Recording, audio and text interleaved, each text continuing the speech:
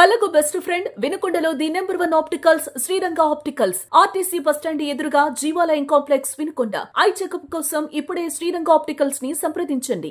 Reservation గురించి యువతకి లబ్ధి జరుగుతుంది అనుకుంటున్నారా లేదా లేదనుకుంటున్నారా? 50-50 ఛాన్సెస్ అండి. ఇప్పుడు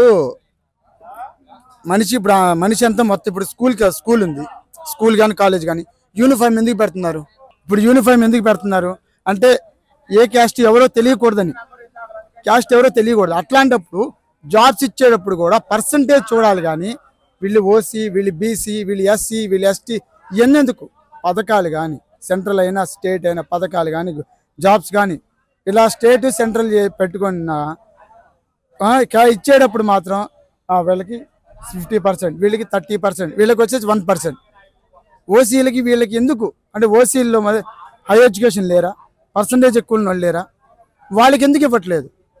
వాళ్ళదే ఇప్పుడు మన ఓసీలో చాలామంది వరకు స్టేట్స్ వెళ్ళిపోతున్నారు. ఎందుకు వెళ్ళిపోతున్నారు? అంతా హై స్టాండర్డ్ చదువుకున్న స్టేట్స్ ఎందుకు వెళ్ళిపోతున్నారు? ఎందుకంటే ఇక్కడ జాబ్స్ లేవు. ఉన్న జాబ్స్ అలా మిగిలిన కేటగిరీలు చేసి ఎక్కడ పడితే అక్కడ వాళ్ళకి ఇచ్చేసి వాళ్ళకి ఏముండదు. 30% జస్ట్ పాస్ మార్క్ ఉంటే చాలు వాళ్ళకి జాబ్ చేస్తున్నారు. మిగిలిన వాళ్ళు ఎంతమంది ఉన్నా కూడా, ఎంత పర్సెంట్ 90% ఉన్నా 100% ఉన్నా కూడా వాళ్ళకి జాబ్స్ ఉండట్లా. ఎక్కడ 200 మెంబర్లు 1% ఒక్కళ్ళ జాబ్స్ వస్తున్నాయి ఓసీకి. మిగిలిన మొత్తం బై స్టేట్స్కి వెళ్ళిపోతున్నారు. సాఫ్ట్వేర్ అని ఏదో ఒకటి. మిగిలిన వాళ్ళు ఎందుకు ఇవ్వట్లేదు అంటే ఇప్పుడు ఏదైనా రిజర్వేషన్ అనేది అర్హతను బట్టి ఇవ్వండి. వాళ్ళని ఇప్పుడు ఎస్సీ ఎస్టీ వాళ్ళకి పైకి తీసుకురావాలి, మేము కాదంటలేదు. ఎంతవరకు మిగిలిన వాళ్ళల్లో కూడా తక్కువలో ఉన్నారు కదా. ఇప్పుడు బ్రాహ్మణ్స్లో కానీ, ముస్లిమ్స్లో కానీ, వైశ్యలో కానీ, రెడ్డిలో కానీ, కమ్మలో కానీ వాళ్ళు ఓసీలే. వాళ్ళలో లేని వాళ్ళు లేరుగా. ఏ పూటకి ఆ పూట తెచ్చుకునే వాళ్ళు చాలామంది ఉన్నారు. షాప్స్లో పనిచేసేవాళ్ళు కానీ, కూలి పని చేసేవాళ్ళు కానీ, రెడ్లలో సిమెంట్ పని చేసేవాళ్ళు ఉన్నారు. ముస్లిమ్స్ డైలీ ఏ పూటకి ఆ పూట చేసేవాళ్ళు ఉన్నారు. వాళ్ళని కూడా చూడండి.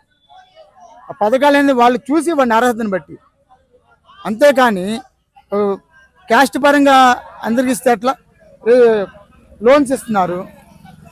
లోన్స్ ఇస్తే వాళ్ళకి వచ్చేసి 50% కట్టింగ్ అంటారు, వీళ్ళకి వచ్చేసి 100% కట్టాలంటారు. అది ఎంతవరకు న్యాయం? వాళ్ళ స్థితిగతులను చూడాలి కదా. ఏదైనా జాబ్ కానీ, లోన్లు కానీ, పథకాలు కానీ ఏదైనా చూడాల్సింది వాళ్ళ స్థితిగతులు. యావరేజా, బిలో యావరేజా, మిడిల్ క్లాసా, ఇవన్నీ ఉంటాయి. కేటగిరీస్ చేశారు కదా. వాటిలో వీళ్ళు ఏ కేటగిరీ చెందిన వాళ్ళు? ఇప్పుడు అంతా ఆన్లైన్ సిస్టమ్ అయిపోయింది. ఆధార్ కార్డు, బ్యాంక్ అకౌంట్ కానీ, మన పొలం కొన్నా, స్థలం కొన్నా, ఆఖరి బండి కొన్నా కూడా మనం పలానా పేరు మీద ఇన్ని బళ్ళు ఉన్నాయి, ఇన్ని కార్లు ఉన్నాయని తెలుస్తుంది. ఇప్పుడు ఉద్యోగం కానీ, లోన్ కానీ ఇచ్చారు, అవి ఎందుకు తెలియట్లేదు వాళ్ళకి? వాటిని బట్టి ఇవ్వచ్చు కదా. ఇప్పుడు ఇల్లు ఉన్నాయి. ఇప్పుడు జగన్ గారు కానీ, పోయినసారి జగన్ కానీ, ఇప్పుడు చంద్రబాబు నాయుడు కానీ ఇల్లు స్థలాలు ఇస్తున్నారు. ఎవరికి ఇస్తున్నారు? వాళ్ళకి తెలియదు. వాళ్ళు ఎంతమంది ఇప్పుడు కొంతమంది పెళ్లి చేస్తారు, వీళ్ళు వాళ్ళు వెళ్ళి వీళ్ళకి ఉందా లేదా అని వీళ్ళు చేయలేరు కదా. అలాగే వీళ్ళు ఒకటి పెట్టి వీళ్ళకు ఉందా లేదా, లేని వాళ్ళకే ఇవ్వాలి. ఉన్న వాళ్ళకి సొంత ఇల్లు కొత్తపేటలో 2 ఇల్లు ఒకరికి ఉన్నాయి.